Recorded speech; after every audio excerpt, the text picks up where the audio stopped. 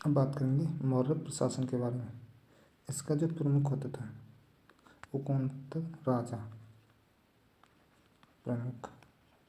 प्रमुख कौन होता था? राजा। और इस राजा की जो सहायता के लिए होती थी वो होती थी मंत्रिपरिषद। मंत्रिपरिषद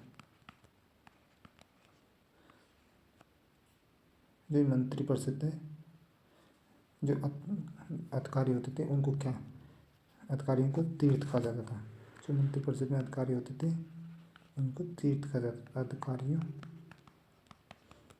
को तीर्थ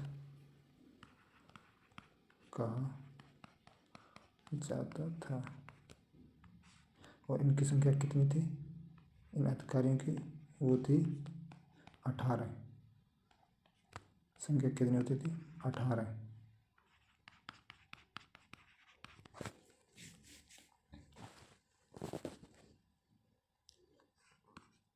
जो मौर्य प्रशासन है वो अशोक के समय कितनी प्रांत थी? प्रांत। किसके समय में? अशोक के समय में। अशोक के समय कितने थे? वो थे 5। अब प्रांत को क्या कहते थे? प्रांत को चक कहते थे। जो मौर्य के इस प्रशासन की जानकारी कहाँ से मिलती है? जानकारी कहाँ से मिलती है? वो मिलती है इंडिका से, अर्थशास्त्र से और अशोक के शिलालेखों से।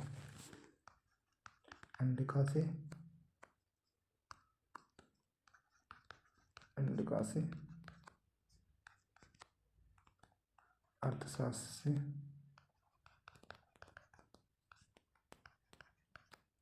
और अशोक के शिलालेख से।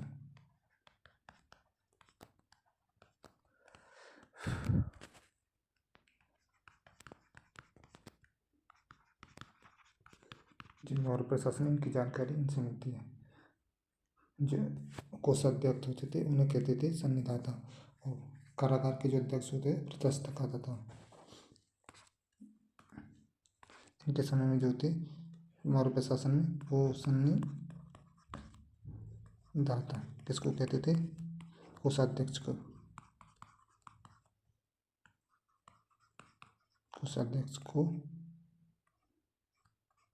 कोषाध्यक्ष कहते थे। प्रशासक ये कहा जाता है कारागार अध्यक्ष को।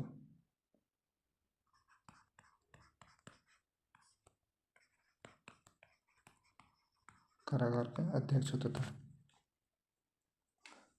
जो उनके समय में सेना थी, इन्हीं ने जो मौर्य शासन में जो पिलनी के अनुसार 5 प्रकार की सेना बताई थी, और चाणक्य ने 3 प्रकार की, चाणक्य ने 4 प्रकार की और पिलनी ने 5 प्रकार की सेना पिलनी के अनुसार थी 5 प्रकार की।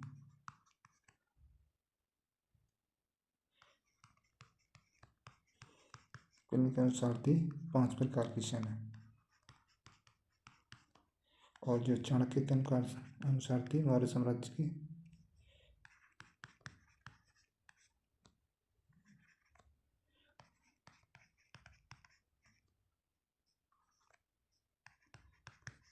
वो थी 4 प्रकार की।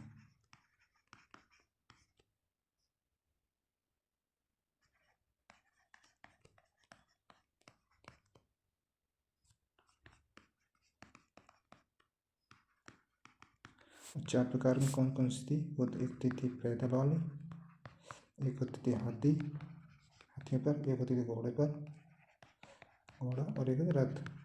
और इसको क्या कहा जाता था? इनको कहा जाता था चतुरंगनी।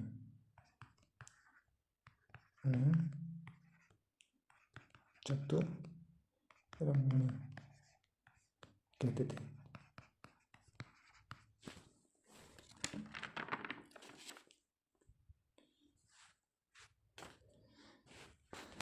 कौटिल्य ने एक सिद्धांत दिया था, उसका नाम था सप्तांग सिद्धांत।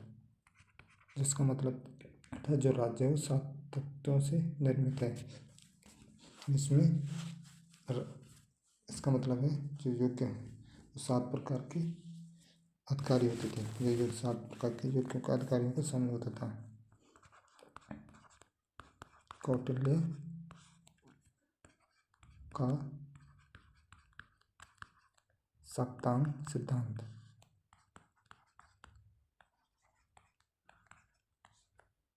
सप्तांग का मतलब होता है राज्य को 7 तत्वों से निर्मित माना। ये 7 तत्व कौन से होते थे? ये होते थे राजा, अमात्य, जनपद, दर्ग, कोष, दंड और मित्र। ये क्या होते थे? ये योग्य अधिकारियों का समूह होता था। योग्य अधिकारियों का समूह। जो मौर्य काल में चांदी के सिक्के क्या कहते थे? जो चांदी के सिक्के होते थे उन्हें कहा गया प्रणवपात। चांदी के सिक्के क्या कहा गया? प्रणव और पात। और जो तांबे के सिक्के हैं उनको क्या कहा गया? तांबे के सिक्के। उनको मासक कहा गया। मासक। जो सबसे ज़्यादा टैक्स आता था इसमें मौर्य काल में, वो कहाँ से आता था? वो आता था लैंड रेवेन्यू से। सबसे ज़्यादा कर कहाँ से आता था?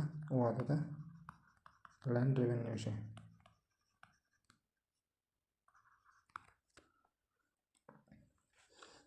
जो मौर्य काल है इसमें व्यापारिक मार्ग की एक व्यापारिक मार्ग था। इनमें जो सबसे महत्वपूर्ण मार्ग था उसका नाम था उत्तरापथ। ये कहाँ से कहाँ तक था? ये था पाटलिपुत्र से ताम्रलिप्ति तक का जो व्यापारिक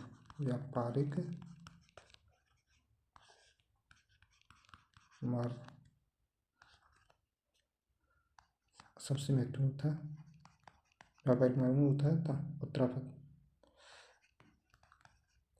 महत्वपूर्ण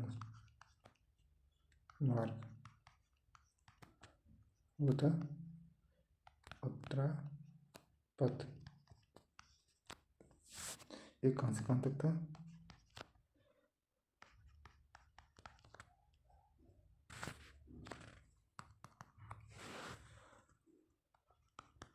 पाटलिपुत्र से ताम्रलिप्ति। और इसका निर्माण किसने करवाया था? इसका निर्माण करवाया था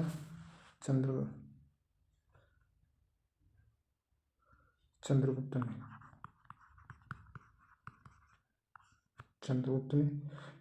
और ये जो पक्की गई ये किस मध्यकाल में की गई थी? ये जो सड़क है ये मध्यकाल में पक्की सड़क कराई। ये मध्यकाल में और किसने कराई थी?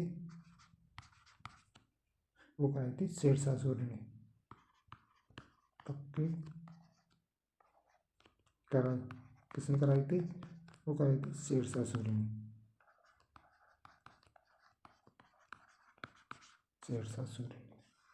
इसको शेरशाह सूरी फिर मार्ग बोलते हैं। इससे फिर शेरशाह सूरी मार्ग बोला गया। और इसको जीटी रोड के नाम से भी जानते हैं। GT road. इसका जो नामकरण जीटी रोड किसने किया था? लॉर्ड ऑकलैंड ने। किसने किया था इसका जीटी रोड का नामकरण? वो किया था लॉर्ड ऑकलैंड ने। जो मौर्य काल में गुप्त व्यवस्था थी वो दो प्रकार की थी। गुप्तचर व्यवस्था वो किस प्रकार की थी? वो थी दो प्रकार की, एक ही संस्था, एक थी संचार।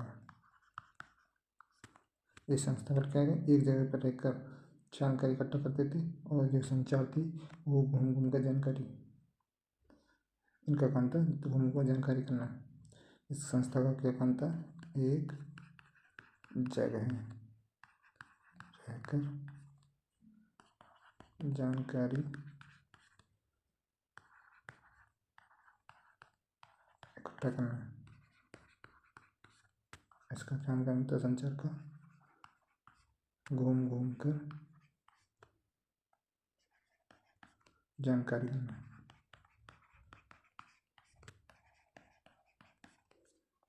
जो मौर्य समाज में था वो पितृ पितृसत्तात्मक यानी पिता प्रधान होता था।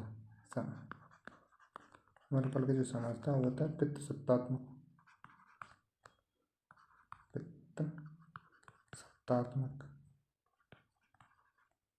का मतलब होता है पिता प्रधान था, पिता प्रधान। और इनके काल में एक सुदर्शन झील का निर्माण हुआ था। किसका? सुदर्शन झील मौर्य काल में।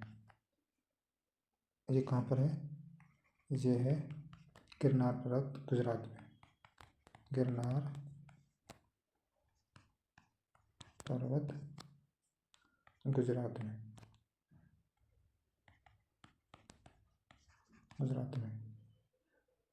जो इस सुदर्शन झील की जो जानकारी मिलती है, कहाँ से मिलती है? जूनागढ़ अभिलेख से। जानकारी कहाँ से मिलती है? वो मिलती है जूनागढ़ अभिलेख से।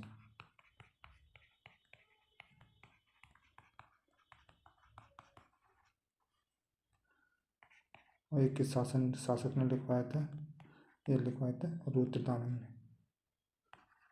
किसने लिखवाया था? रुद्रदामन ने लिखवाया। और इसका जो निर्माण है वो किसने किया था?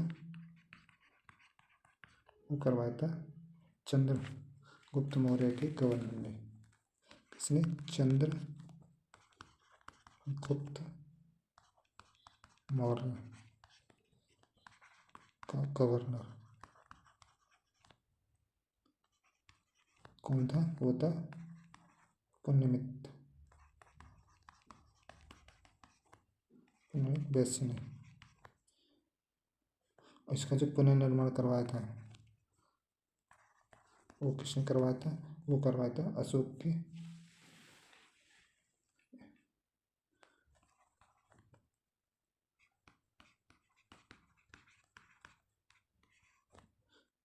रीइंस्टॉलेशन करवाया था अशोक के गवर्नर दुशासपने के गवर्नर दुशासपने। और इसका जो निर्माण वो शक राजाओं ने करवाया। शक राजा वो था रुद्रदामन का गवर्नर कौन था? सुविशाख ने। रुद्रदामन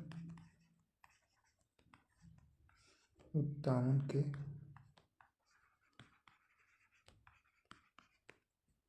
गवर्नर ने सुविशाख ने। और ये गुप्त वंश में भी इसका पुनर्निर्माण करा गया था। वो किसने कराया था? गुप्त वंश में भी इसका पुनर्निर्माण हुआ। वो था स्कंदगुप्त के गवर्नर प्रणदत्त ने। स्कंदगुप्त के गवर्नर कौन थे? वो थे पांडुदत्त। इसने भी इसका पुनर्निर्माण करवाया था। जो सुदर्शन झील है, इसके एक तट पर जो विष्णु की मूर्ति है उसका निर्माण किसने करवाया था? वो स्कंदगुप्त ने करवाया था। स्कंदगुप्त ने क्या करवाया था? सुदर्शन झील के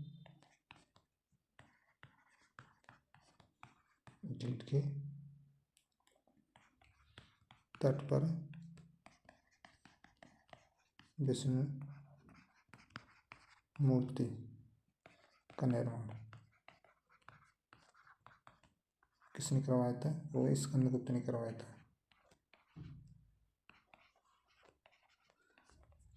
जो मौर्य वंश का अंतिम शासक कौन था? वो था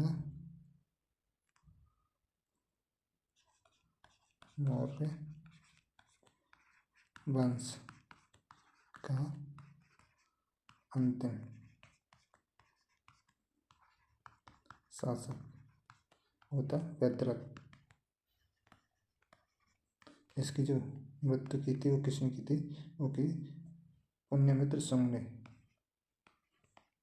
पुण्यमित्र शुंग ने व्यद्रथ को मारा था और इसने किसकी नींव डाली थी? मौर्योत्तर काल की। मौर्योत्तर काल इसकी व्यद्रथ की हत्या करने के संगमित ने मौर्योत्तर काल की स्थापना की थी। तो अब नेक्स्ट वीडियो में हम मौर्योत्तर काल के बारे में पढ़ेंगे। तो तब तक के लिए